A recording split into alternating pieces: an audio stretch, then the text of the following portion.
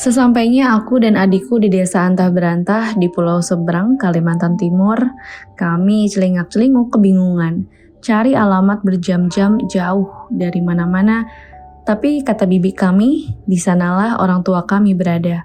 Saat itu aku, Niar, berusia 18 tahun, dan adikku, Sarni, berusia 12 tahun. 10 tahun sebelumnya orang tua kami berpisah, kemudian aku dan Sarni dirawat adiknya mama, namanya Bibi Juleha. Sebenarnya Bibi nggak tega membiarkan kami untuk merantau dari Jawa ke Kalimantan sendirian. Tapi di sisi lain Bibi Juleha juga semakin tua dan paman suaminya Bibi juga sudah sakit-sakitan. Jadi beliau butuh Bibi untuk fokus sama paman aja. Singkat cerita, dengan petunjuk yang sangat minim, kami nggak sendirian karena kami dituntun sama Tuhan. Sampai akhirnya kami ketemu dengan seorang wanita tua yang ternyata kenal sama mamah kami. Mamah kami namanya Tirja. Kami diantar oleh wanita itu ke salah satu rumah yang merupakan rumah dari mamah kami saat ini. Ternyata mamah rumahnya banyak. Nah, di situ kami dibuktikan dengan foto-foto mamah kami yang dipajang di dinding rumah itu. Dan semakin untuk membuktikan bahwa itu benar rumahnya mamah kami, wanita tua itu menunjukkan ada foto kami berdua di dinding itu. Kami diminta untuk menunggu karena mama masih di luar. Saat itu kami belum tahu mama itu kerja apa. Tapi dari rumahnya tampaknya mama cukup kaya raya di sini. Dan wanita tua itu yang selanjutnya nanti akan aku panggil Bibi, ternyata kerja di rumah mama. Setelah nunggu hampir 3 jam, akhirnya mama kami pulang. Dan tampak buru-buru masuk ke rumah setelah sebelumnya dibisikkan oleh wanita tua tadi atau si Bibi dengan keberadaan kami. Mama tampak kaget dan gak lama kemudian menangis sambil memeluk kami erat. Maafin mama, ya Allah, kalian kok bisa sampai... sudah istirahat dulu. Sudah makan belum? Aduh, kalian sama siapa kesini? Ya ampun, mama gak tahu harus bagaimana mama. Maafin mama. Sejujurnya kami terutama Sarni bingung harus bereaksi seperti apa saat ketemu sama mama. Dan aku pribadi sih benar-benar bisa langsung kenal kalau iya betul ini mama kami gitu. Terus aku juga sebenarnya gak percaya kayak beneran ini mama masa sih masih ingat wajah kami gitu. Sudah 10 tahun berlalu gitu. Kan sudah 10 tahun berlalu. Aduh, pokoknya banyak banget pertanyaan di kepalaku. Tapi jujur, kalian tahu gak sih? Aku dan Sarni udah bener-bener capek banget untuk mencerna ini, itu, dan berbagai macam hal lainnya. Kami butuh istirahat, titik. Sarni kebangun dari tidurnya. Saat melihat jam, Sarni kaget.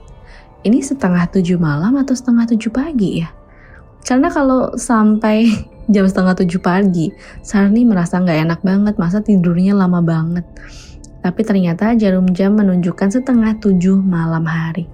Karena merasa lega dan perut sudah bunyi kerucuk-kerucuk, Sarni keluar dari kamar. Dan Sarni kaget dengan pemandangan yang dia lihat. Katanya dia melihat aku terbujur kaku di depan kamar, memandangi Sarni. Padahal aku lagi ngobrol sama mama di dapur. Aku sambil bantuin mama masak di dapur. Aku tidak di depan kamar Sarni. Kemudian Sarni masuk kembali ke dalam kamar dan menungguku masuk ke dalam kamar. Akhirnya aku masuk ke dalam kamar karena mau bangunin Sarni nih untuk makan malam. Posisi Sarni udah membeku ketakutan seperti habis melihat hantu. Aku tanya kenapa. Dia meraih tanganku dan mencubitku. Au! Aku bilang, sakit tahu. Barulah Sarni menjelaskan apa yang dia lihat barusan di depan kamar tadi. Serem kak, lihat pose kakak aneh. Tatapan kakak tajam ngelihat ke arah Sarni. Itu kakak, tapi Sarni tahu itu bukan kakak. Kakak pucat sekali, kata Sarni dengan suara sedikit gemetar. Aku kemudian memeluk Sarni dan bilang kalau tenang-tenang, aku ada di sini. Aku akan jaga Sarni. Sarni nggak boleh ngerasa takut ya. Aku janji aku akan selalu ngejaga Sarni sampai kapanpun. Tiba-tiba ada suara pintu diketuk. Aku pikir itu mama yang sudah menyajikan makan malam di meja makan. Karena kan tadi aku dari dapur, kami masak bersama. Tok tok tok. Tok tok tok, pintu terus diketok-ketok sampai aku buka. Dan aku sedang menuju ke dalam pintu. Suara ketukan juga semakin kencang. Seperti tidak sabar, aku pikir kalau mama kenapa nggak langsung buka aja. Kok kasar banget ngetok pintunya. Dan sesaat itu juga aku buka pintu. Seketika aku shock sekaligus nggak percaya sama apa yang aku lihat. Karena nggak mungkin, ini nggak mungkin. Masa aku ngelihat diriku sendiri di depan pintu. Aku terbujur kaku melihat diriku sekarang. Dan gak cuman ada aku. Di sebelahku ada Sarni yang sedang duduk persis di sebelah diriku yang lain di depan kamar. Aku dan Sarni menatap kaku ke arahku dengan wajah pucat. Aku gak bisa tahan rasa takutku. Aku teriak sekencang-kencangnya. Bruk, bruk, bruk, bruk. Terdengar suara gaduh di depan gerbang. Ternyata itu Bibi. Bibi lagi datang tergesa-gesa dan langsung lari menghadang pintu kamarku. Kemudian pintu aku ditutup. Bibi masuk ke dalam kamar memeluk aku sangat kencang. Aku masih gemetaran. Siapa mereka, Bi?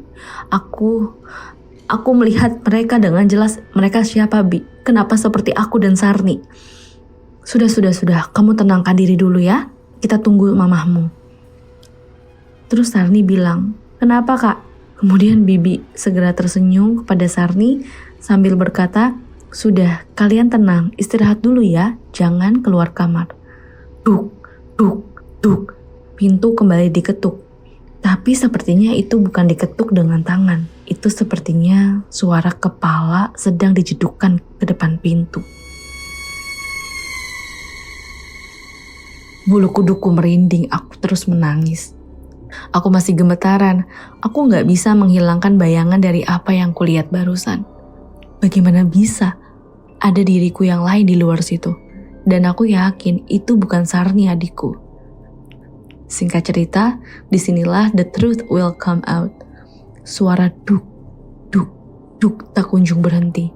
Tapi lama-lama kami terbiasa dengan suara itu. Sekitar pukul 19.30 malam atau setengah 8 malam ada suara gerbang rumah dibuka dan gak lama kemudian suara pintu utama terdengar terbuka. Sarni bangun dari tempat tidurnya. Dia tanya ke Bibi, Bi, itu mama ya? Aku jawab, gak mungkin lah itu mama. Mama kan habis sama aku di dapur.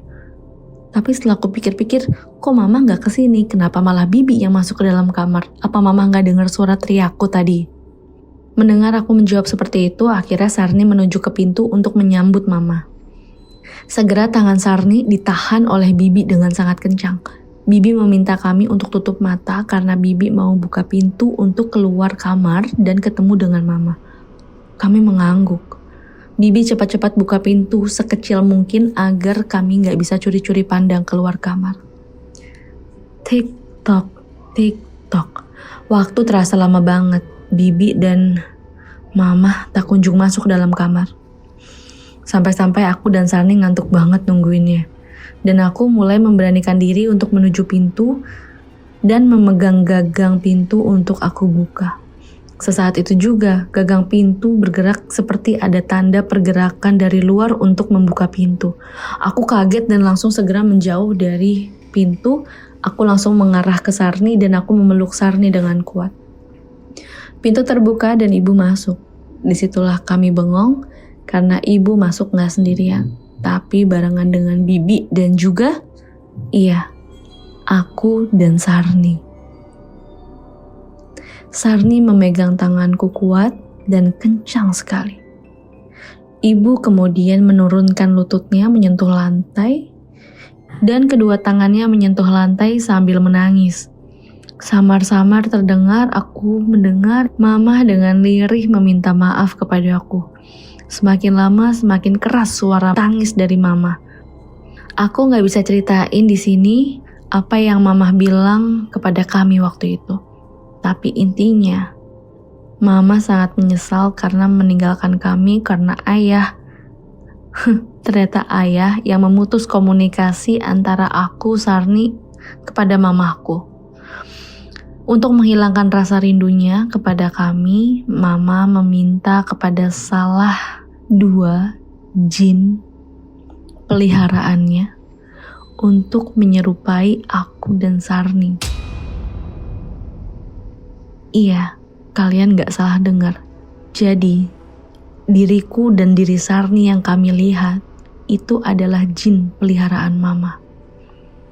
Dan benar, mama punya beberapa jin peliharaan untuk dijadikan bisnis. Mamaku gak mau kasih tahu detailnya tentang bisnisnya itu. Tapi yang jelas, aku dan Sarni merasa ini bukan tempat yang baik untuk kami berkembang. Sehingga dengan izin dari mama, kami diperbolehkan untuk pergi lagi. Kami akhirnya merantau kembali ke Jawa, tepatnya ke Jakarta.